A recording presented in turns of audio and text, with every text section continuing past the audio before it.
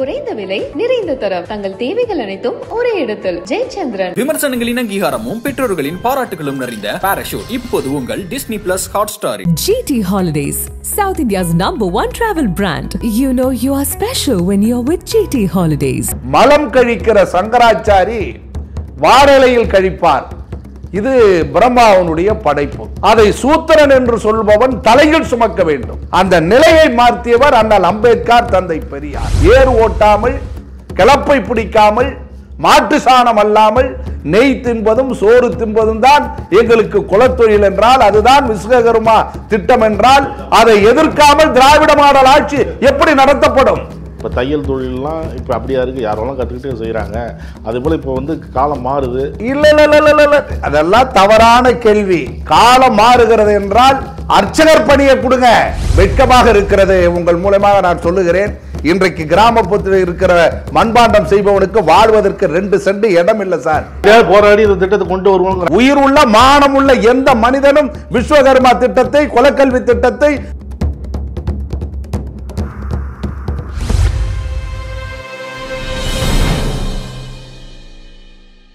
நக்கீரன் நேயர்களுக்கு வணக்கம். இன்று நம்முடன் கருத்துக்களை பகிர்ந்து கொள்ள இணைந்திருக்கிறார் திமுக கொள்கை பரப்பு துணைச் செயலாளர் பெருநற்கிள்ளி அவர்கள். வணக்கம் சார். வணக்கம். விஸ்வகர்மா திட்டத்தை தமிழகத்தில் எதிர்க்கிறாங்க.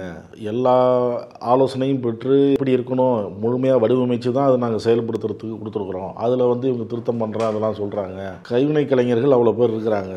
அவங்க செய்கிறதெல்லாம் உலக அளவில் பாராட்ட அளவுக்கு இருக்குது. ஏன் இவங்க தடுக்கிறாங்க? அவங்க வயிற்றில் அடிக்கிறது தான் அந்த திராவிட மாடல் அரசா அப்படிங்கிறாங்க வானதி சீனிவாசன். எங்கே மோடிக்கும் மத்தியில் ஆளக்கூடிய பாரதிய ஜனதா அரசுக்கும் பெயர் வந்துடுமோ என்ற வைத்தறிச்சலில் தான் இந்த மாதிரி செய்கிறாங்க. ஒரு தொலைநோக்கான ஒரு கேள்வி நக்கீரன் கேட்டிருக்கீங்க. வரலாற்றில் மிக முக்கியமான ஒன்று. இது காலத்தின் கட்டாயம். மத்தியில் இருக்கிற பிரதம அமைச்சராக இருக்கிற, முதல் அமைச்சராக இருக்கக்கூடிய, முதன்மை அமைச்சராக இருக்கிற மோடி நான் பிராமின் என்று சொல்லுகிற பார்ப்பனர் அல்லாதவர்.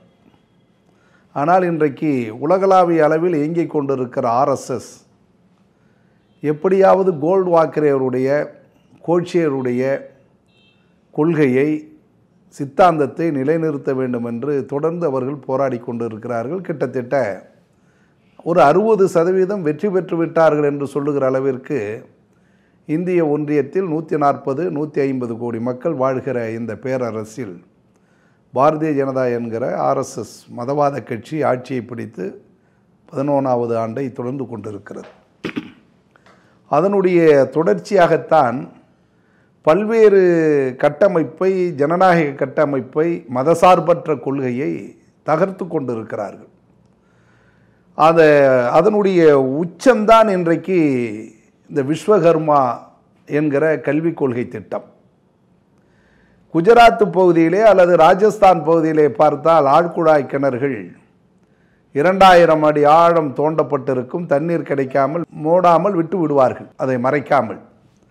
அதில் ஏதேனும் தவறி விழுகிற குழந்தைகளோ அல்லது விலங்குகளோ மாட்டிக்கொண்டு உயிர் சேதம் ஏற்படுவதைப் போல 2000 ஆண்டு காலம் சனாதன தத்துவத்தை வகிர்த்து வர்ணாசிரமம் என்கிற பெயரில் உலகம் கடவுளுக்கு கட்டுப்பட்டது, கடவுள் எங்கள் மந்திரத்துக்கு கட்டுப்பட்டது, நாங்கள் பிரம்மாவின் நெத்தியில் பிறந்தவர்கள் என்று 4 வர்ணங்களாக பிரித்து பார்ப்பான் என்றும், வைஷ்யன் என்றும், சத்திரியன் என்றும், சூத்திரன் என்றும் பிரிக்கப்பட்டு, அதனால் கல்வி கற்பது அல்லது வில்வித்தை எல்லாம் எங்களுக்கே சொந்தமானது என்று சொல்லி இப்படி ஏமாற்றப்பட்டு ஒரு 200 ஆண்டு காலம் அடக்கப்பட்டு ஒடுக்கப்பட்டு வாழ்வு இழந்த, விலங்கிலும் கீழாக இருந்த மானுட சமுதாயத்தை புத்தர் காலத்தில் துவங்கி, அசோகர் காலத்திலே துவங்கி, அயோத்திதாசன் காலத்திலே துவங்கி, ஆனால் அம்பேத்கர் காலத்திலே துவங்கி, இன்னும் சொல்ல போனால் ஐயன் திருவள்ளுவர் அவர்கள் குறள் எழுதி பரப்புரை என்கிற பரப்புரையை செய்ததனாலே பண்டாரம் என்கிற ஒரு சாதி இன்றைக்கும் நிலைத்திருப்பதைப் போல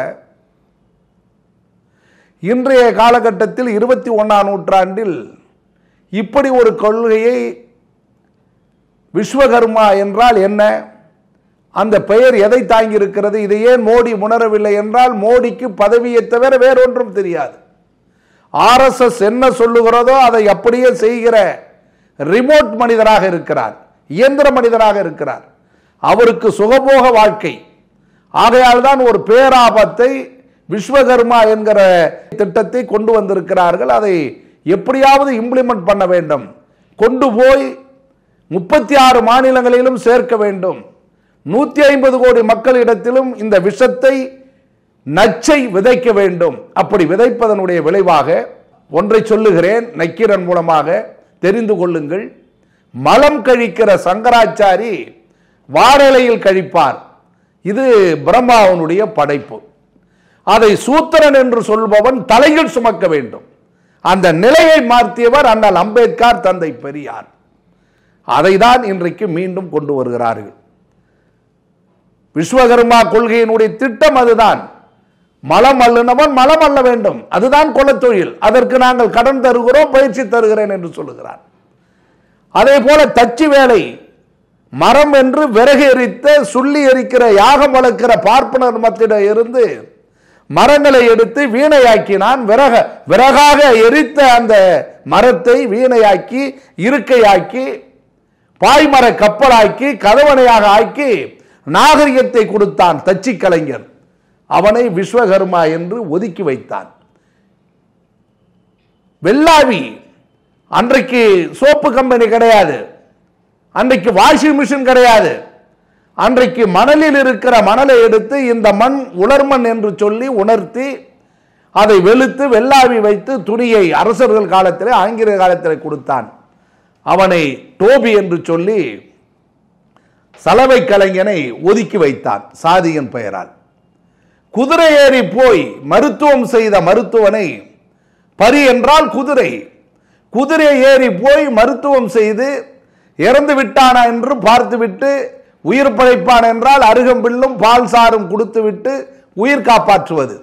இறந்து விட்டான் என்று தெரிந்துவிட்டால் வாய்க்கட்டு கை கட்டி விட்டு குதிரையில் வந்து விடுவான். பரி என்கிற குதிரை ஏறி அவனை கடைசியில் முடி திருத்தி பரியேறின்னு சொல்லி அவனை ஒதுக்கி வச்சுட்டான். இப்படி சாதியின் பெயரால் களிமண்ணை எடுத்து மண்ணை குடைத்து பானை செய்து முதல் அறிஞன், முதல் நாகரிகமானவன், முதல் அறிவாளி மண்பாண்டம் செய்த கொயவன். அதுதான் இன்றைக்கு வரலாற்று சுவடாக இருக்கிறது. 4500 ஆண்டுகளினுடைய வரலாற்று சுவடை மண்பாண்டங்கள் செய்கிறது என்றால் அது தமிழறிஞன் திராவிடன் கண்டுபிடித்த அந்த குழைவன் மண்ணை குடைந்து செய்த பானை சுவடுதான் வரலாற்றை இன்றைக்கு நிரூபிக்கிறது. இப்படி சொல்லிக்கொண்டே போகலாம். மீண்டும் அந்த தொழிலை செய்து 100 ஆண்டு காலத்தில் கொயவன் மகன், சலவை கலைஞன் மகன், தச்சன் மகன் என்று எங்கெல்லாம் ஒதுக்கப்பட்டவனாக இருந்தானோ, ஒடுக்கப்பட்டவனாக இருந்தானோ அவனெல்லாம் இன்றைக்கு மாவட்ட ஆட்சித்தலைவராக, மருத்துவராக, பொறியாளராக, இன்ஜினியராக, ஆசிரியராக, கல்வி கற்றவனாக, நாகரிகம் உள்ளவனாக கிராமத்திலிருந்து நகரத்திற்கு மாற்றியிருக்கிறோம். அதுதான் திராவிட இயக்கம் செய்திருக்கிற புரட்சி. மீண்டும் அதை கொண்டு வந்து நிறுத்தி சாதிய கட்டமைப்பை நிலைநிறுத்தி பார்ப்பனர்கள் உயர்ந்தவர்கள் என்கின்ற தத்துவத்தை நிலைநிறுத்தி அதன் பொருட்டு அதிகாரத்தை பார்ப்பனர்களே வைத்துக் கொண்டு வயலுக்கு செல்லாமல், நாத்து நடாமல், ஏறு ஓட்டாமல், கிளப்பை பிடிக்காமல், மாட்டு சாணம் அல்லாமல் நெய் தின்பதும் சோறு தின்பதும் தான் எங்களுக்கு குலத்தொழில் என்றால், அதுதான் விஸ்வகர்மா திட்டம் என்றால், அதை எதிர்க்காமல் திராவிட மாடல் ஆட்சி எப்படி நடத்தப்படும்? விஸ்வகர்மாங்கிறது நீங்கள் சொல்கிற மாதிரிலாம் கிடையாது. இது யார் வேணாலும் இதில் இந்த திட்டத்தை சேரலாம் தான் சொல்கிறாங்க. குறிப்பிட்ட சமூகம் தான் அந்த தொழில் அப்படியே செய்யணும் அப்படிங்கிறதெல்லாம் கிடையாது. யார் வேணாலும் செய்யலாம் அப்படிங்கிறாங்க. இப்போ தையல் தொழிலெலாம் இப்போ அப்படியா இருக்குது, யார் வேணாலும் கற்றுக்கிட்டே செய்கிறாங்க. அதேபோல் இப்போ காலம் மாறுது. இல்லை, அதெல்லாம் தவறான கேள்வி. காலம் மாறுகிறது என்றால் அர்ச்சகர் பணியை கொடுங்க, கோயில்ல அர்ச்சகர் பணி எங்களுக்கு கொடுங்க சார், நாங்கள் அந்த வேலையை பார்க்குறோம். அதுக்கு மட்டும் உனக்கு அனுபவம் இருக்குங்கிற, எங்களுக்கு இதுக்கு அனுபவம் இல்லையா சார்? மாட்டு சாணம் அள்ளனவன் இன்னைக்கு மருத்துவராக இருக்கிறான். இன்றைக்கு கிராமப்புறத்தில் அரசு கல்லூரியில் திராவிட சிந்தனையோடு படித்தவன் இன்றைக்கு அறுவை சிகிச்சையில நிபுணராக இருக்கிறான். விண்வெளி ஆய்வு பண்ற மிகப்பெரிய அறிஞனா இருக்கிறான். ஒரு பாப்பா ஆய்வு பண்ற தகுதி இருக்கா? இப்ப இது வர்றதுனால கல்விக்கு எந்த தடையும் இல்லை, படிக்கிறவங்க படிக்கிட்டு தானே. சமூகத்திற்கு, நாகரிகத்துக்கு தடை, மனித உரிமைக்கு தடை, மீண்டும் சாதிய கட்டமைப்பு நிலைநிறுத்தப்படும். அதை உடைக்க வேண்டும் என்பது திராவிடம். அதுதான் பெரியார், அம்பேத்கர், அயோத்திதாசனுடைய கொள்கை. அதை எப்படியாவது நிலைநிறுத்த வேண்டும் என்றுதான் RSS விரும்புகிறது. அதற்கு மோடி துணை போகிறார். அதுதான் இன்றைக்கு விஸ்வகர்மா திட்டம். யார் கேட்டது? இப்படிதான் நீங்க சமூக நீதின்னு சொல்லி அவங்களுடைய வாழ்க்கையை வந்து கெடுக்கிறீங்க. யார் வாழ்க்கைய? கைவினை கலைஞர்களுடைய வாழ்க்கை விஸ்வகர்மா திட்டத்துல சேர்ந்து பலன் பெறக்கூடியவர்களை திசை திருப்புறீங்க. இல்லை, இன்றைக்கு யாரும் பானை செய்தெல்லாம் பொழப்பு பண்ணல. எல்லாம் குக்கர், மிக்சி, எல்லாம் பீங்கா, சில்வர் பாத்திரம்னு வந்துட்டது. எல்லாம் மிஷின்ல வச்சுக்கலாம். நீங்க கைவினை செய்யறவனுக்கு வெட்கமாக இருக்கிறது. உங்கள் மூலமாக நான் சொல்லுகிறேன், இன்றைக்கு கிராமப்புறத்தில் இருக்கிற மண்பாண்டம் செய்பவனுக்கு வாழ்வதற்கு 2 சென்ட் இடம் இல்லை சார். 75 வயசு, 75 ஆண்டு கால சுதந்திர இந்தியாவில் எத்தனை கொயவன் மண்பாண்டம் செய்பவன் இன்றைக்கு சாலை ஓரங்களில் ஆற்றங்கரைகளை வாழ்ந்து கொண்டிருக்கிறான். மண்புற்று பக்கத்தில் இருக்கிறான். மானங்கட்ட ஒரு திட்டத்தை கொண்டு வந்து இருக்கிறார்கள். நைஜீரியா சிறைச்சாலை போல இன்றைக்கும் தாழ்த்தப்பட்ட மக்கள் காலனி என்று ஒதுக்கப்பட்டு வாழ்ந்து கொண்டிருக்கிறார்கள். அன்றாடம் தேவைக்கு ஒரு முருங்கை போத்து வைத்து வாழ்வதற்கு வழி இருக்கிறதா? தன்னுடைய ஆசை மகள் அன்பு மனைவி மனம் கழிப்பதற்கு மறைவிடம் இருக்கிறதா? அதையெல்லாம் சீர் செய்வதற்கு வெட்கம், வக்கில்லை, வழி இல்லை. எதை பேசுகிறார்கள்? விஸ்வகர்மா திட்டம் என்று. இது வட மாநிலங்கள் செல்லுபடியாக போராடி இந்த திட்டத்தை கொண்டு வருவோம். ஒரு பொழுதும் ஒப்புக்கொள்ள முடியாது. உயிர் உள்ள மானம் உள்ள எந்த மனிதனும் விஸ்வகர்மா திட்டத்தை, குலக்கல்வி திட்டத்தை, புதிய முந்தையில் பழைய கல் என்கிற சனாதன தத்துவத்தை தமிழ்நாட்டில் ஏற்றுக்கொள்ள முடியாது.